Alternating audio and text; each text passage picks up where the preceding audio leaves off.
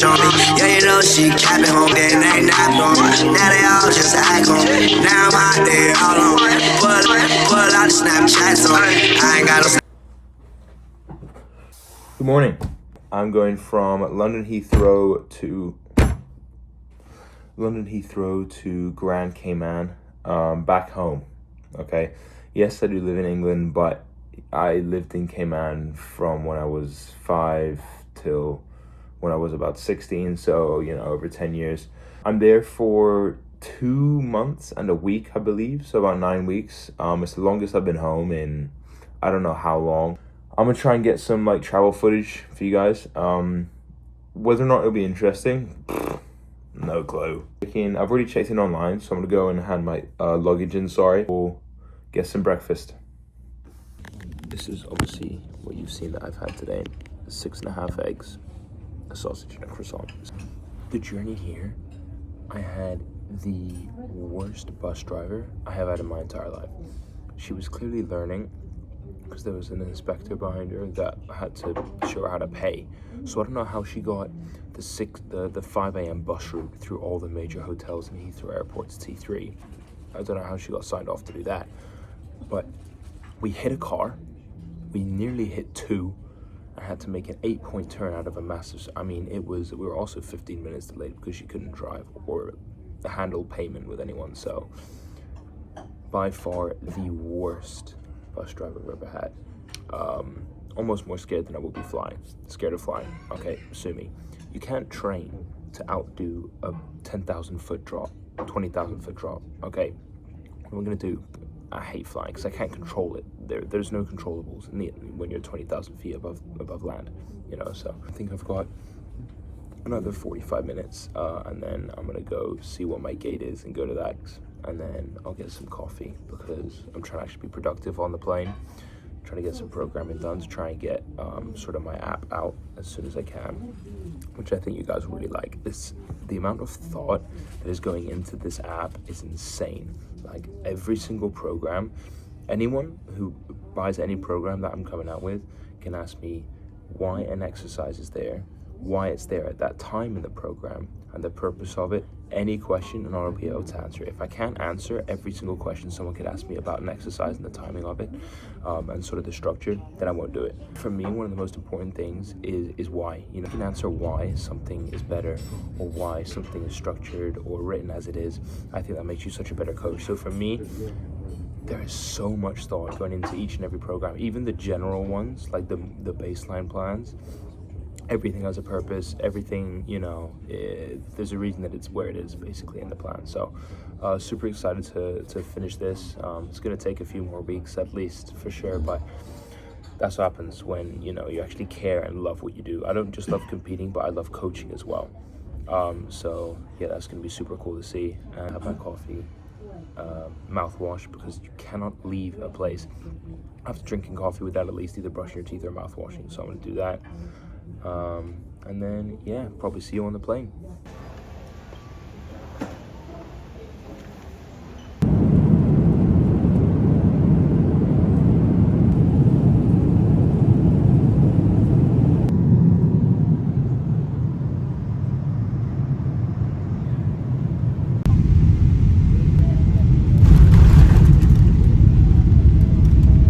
So good morning. It is Friday today. I landed on Wednesday.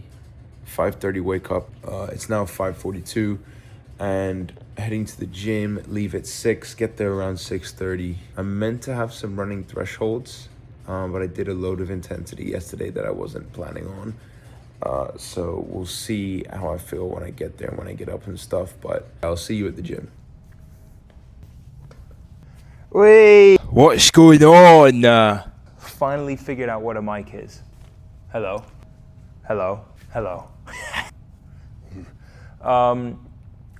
Took us 4 episodes, but we've got a mic. I'm gonna do a mic'd up session. Today we've got some contrast method training, which I've actually been researching a lot. So I've read a few academic articles on it, really interesting. The evidence, I can go through that in another video if you guys want, about contrast training method. But yeah, today we've got some of that for lower body. We've got a GPP, General Physical Preparedness. Shout out the hybrid engine for the program that I'm following right now. And we've got a sort of complex as well. So we've got about a bunch of stuff to do. This morning I did a 16K run with a K worth of strides at the end, so 17 kilometers total. The first thing we've got is 3 or 5 rep back squat, supersetted with 3 or 5 reps box jumps. But yeah, right now, the main sort of aim with the stretch here is opening up my hips, because in high rocks, obviously with the wall ball standards, your hip crease needs to get below your knees. And so opening up your hips and making sure they feel nice and loose before you go into squats, super important. Tight hips will restrict your range of motion and make getting below parallel really tough.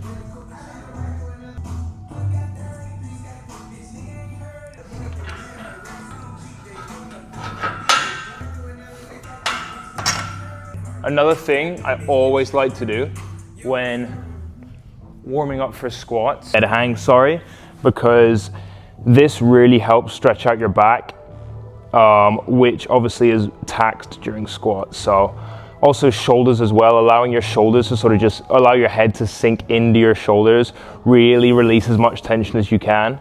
This really helps, because in a back squat position, you want to be really compact with your arms as narrow as possible you can get them in a comfortable way. And so if you're out here squatting, obviously that's going to spread your surface area, make it harder to balance. The more compact you are, the easier it is to balance and stabilize yourself. But if you can, you want your hands in really nice and tight, so you need to open up your shoulders as well before you go into squat, especially if you're going heavy. Most of the time, a better range of motion is helpful for no matter what you're doing. And also it can decrease injury risk, because if you're only working, say, for a squat through this range of motion here, if at some point you're doing something that unexpectedly catches you in this position here, if you have strength through that whole range of motion, your body's used to it. And so it won't be surprised and something won't snap or pull, because you have exposed your body to that range of motion.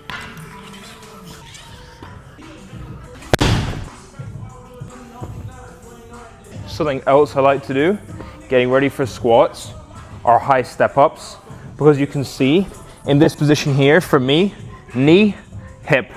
And so in terms of squatting, that's going to be probably even lower than my hips are going to get squatting. I'm this far below my knee with my hips. I mean, obviously it depends where you take the hip crease from. Either way, this position here puts me into that below parallel position. And so if I'm able to do this with no momentum from that trail leg here, that's a really good warm up. And with the calf, making sure that my knee is just over my toe here, making sure that my ankle is staying on the box. You don't want to control it. So when you're up in that top position, control, down, reset, foot off, swap, up, lean your body weight over, and up.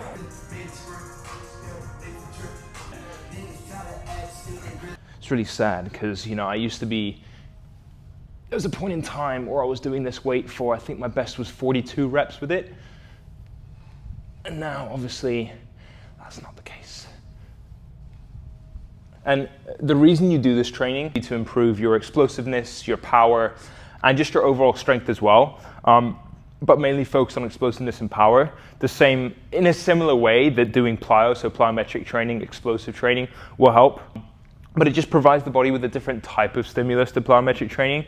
Obviously that is similar to plyo, but the slow, heavy movement straight into the light, explosive, quick, or high velocity movement is the contrast that's going to help with movements like burpee broad jumps, for example.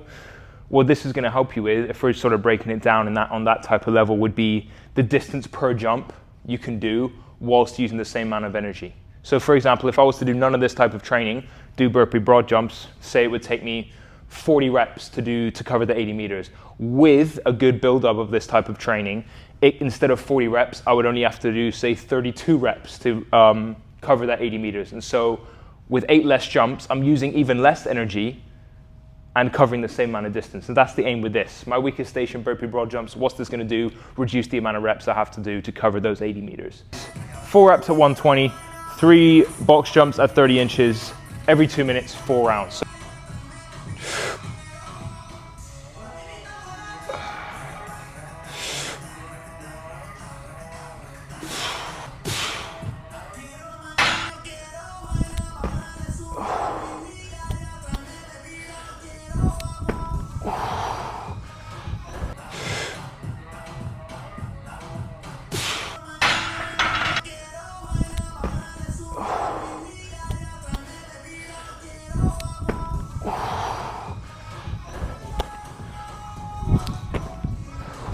Okay, so this is the next workout. We've got 20 barbell thrusters, 20 burpee to plate, 12 echo bike calories, 15, 15, 12, 10, 10, 12. So it's not that long of a workout. For me, what I always prefer to do is when I have the second session today, so this morning was a long run. Second session, I've got a few GPPs, which are all weight-based, so not a lot of ergs. Obviously, we've got the echo bike in this one, but it's mainly non-aerobic.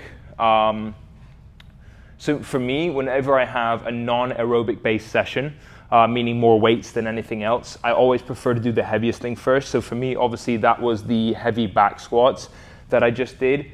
Because now I'm going into barbell thrusters at what's going to be maybe 45 kilograms. That's also obviously involves a squatting motion. But if I've just done a squatting motion with 120 kilograms and I'm then going to do it with 45 kilograms, despite the fact that there are more reps, it's going to feel a lot lighter because obviously it's a third of the weight. So for me, do the heavier thing first, then go into your sort of lighter stuff. That really helps. Also, the workout with more reps is going to leave you a little bit more fatigued, a little bit more muscularly tired than it would with the lower rep, heavier stuff. So bear that in mind. Try that next time if you've got multiple workouts in the day. Do the heavier workout first with less reps, then go into your GPPs and your WOD type stuff.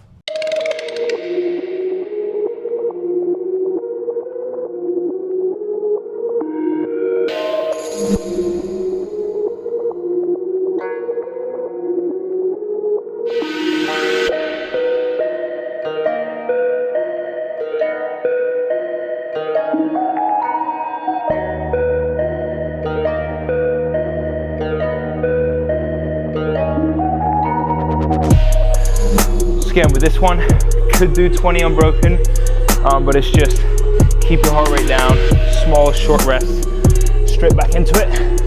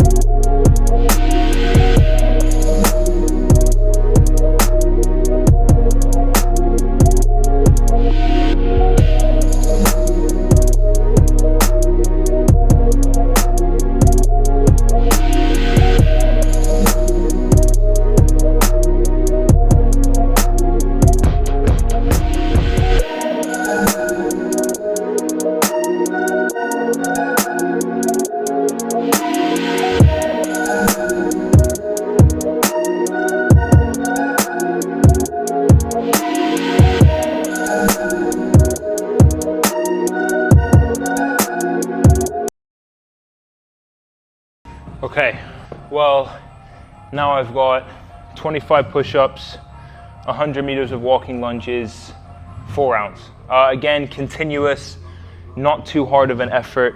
And for me, when I'm building my program, movement efficiency is so important, and I'm gonna be giving it to everyone. I think what I mean by that is just basic movements done over and over again, so that when you add load to that movement, it feels like second nature. RDMS.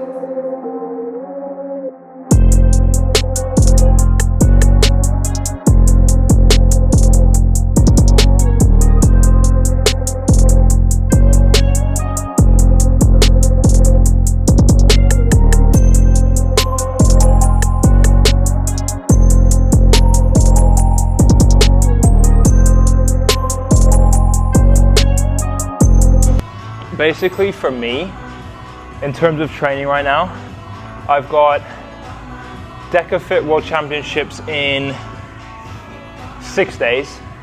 I've just had 2 days in a row of super high intensity training. I say super. I've had 2 days in a row, yesterday and the day before, where I've accumulated across those days, I think, 2 hours of zone 4 to 5. And so I need a good 2 to 3 days right now of low intensity days before I do a couple of high intensity sessions to get myself prepped for DECA, because DECA, if you don't know, at the elite level is about a half an hour race. And so it is super, super quick, okay? There's no sort of like pacing it as there is in high rocks. Obviously, you're not gonna sprint 500 meters every time you run around.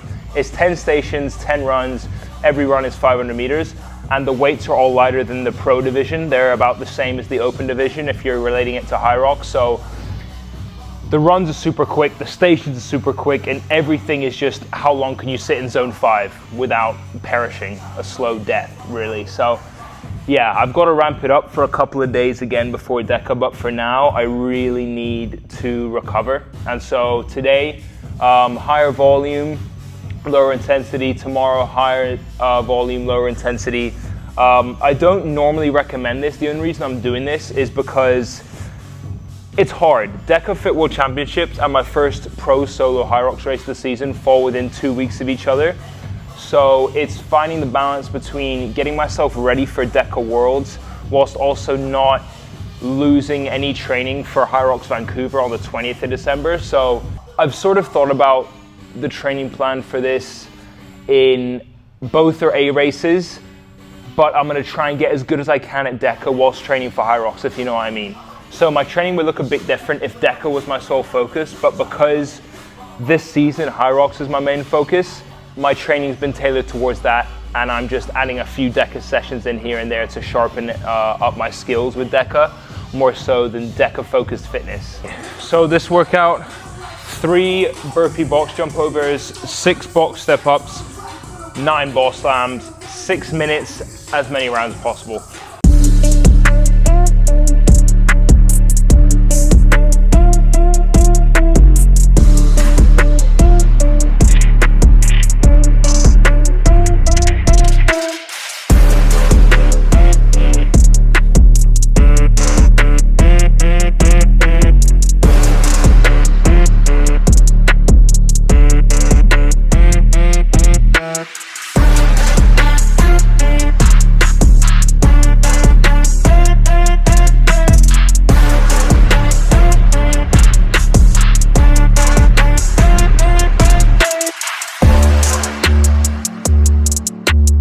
Oh, legs heavy.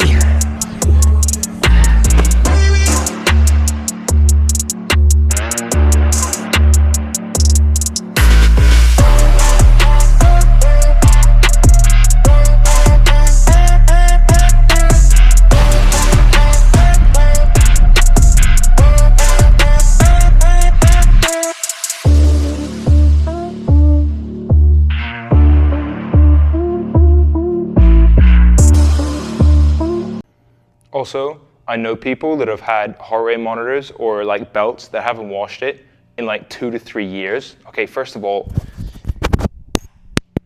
yuck. Wash your melts, your belts. Wash your belts, man. What's wrong with you?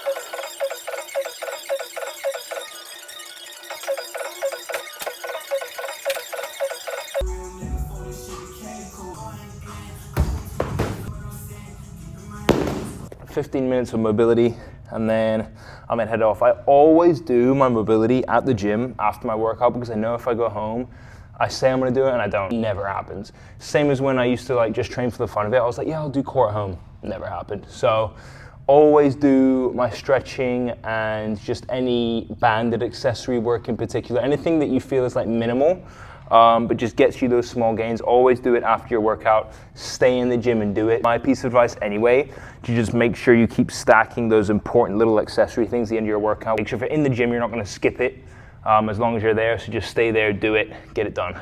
But yeah, that's a wrap on today. I'm pretty sure this workout was the main part of today's video. So I hope you enjoyed that. I hope it was kind of informative. I'm definitely gonna use this style more often. But it would also mean I'd be able to put out more videos if the main focus of the video was just one training session and like the what and why. Next week's video will be pre-DECA. Anything I do or eat pre-competition, that's what I'm gonna film. Probably a couple of my high intensity sessions, more DECA specific.